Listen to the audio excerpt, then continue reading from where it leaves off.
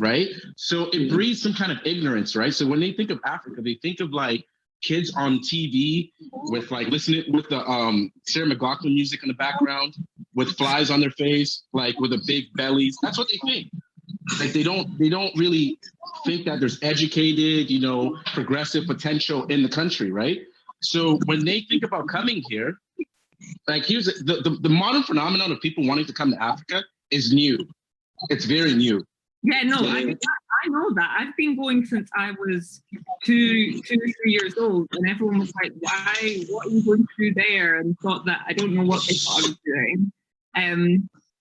Until now, you know, that's when I realized, like, I have literally been going there since I was a baby, and only now are people, well, the past few years when I really, you know, started speaking about my channel, are people interested.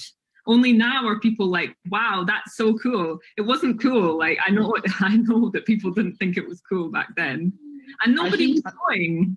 I think one of the things that you probably don't understand how well your channel and you and like Wado, what's his name? How do you say? Wode Maya.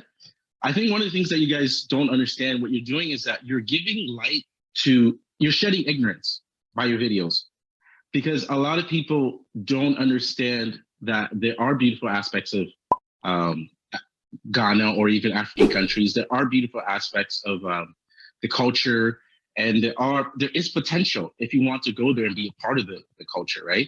It's all there. So that's kind of like what you create with your videos, and that's why I think I'll give you credit for that and I'll value that. But what Kwaku is saying, like, he's not being like, I understand what he's saying. That's why I say I 95% agree with him. But the 5% where I'm like different is that there are a lot of African Americans who have a real affinity towards Africa right now, a genuine one, right? Mm-hmm. And part of that is also because of like the new awareness of like, you know, just like slavery and how it's just impacted everything in the West, and them being stripped of their identity and all that stuff. So there's a huge like desire to know their history and where they're from, right? And there's some that are really interested, even at work. I have people who ask me about Ghana, and one man who wants to retire there, and he's trying to get me to connect him with people there, right? Because he wants to live there, you know, and be there forever, right? So there is a group of people that do really genuinely care about being part of the culture,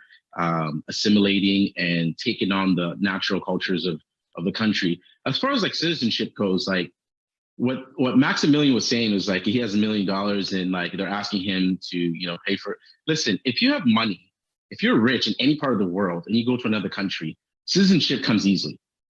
It's just mm-hmm. factual, right?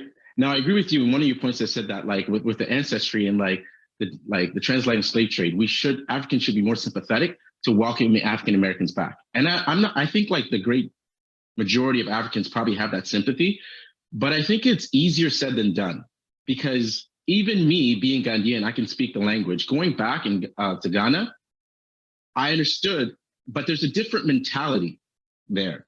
There's just a different mentality, right?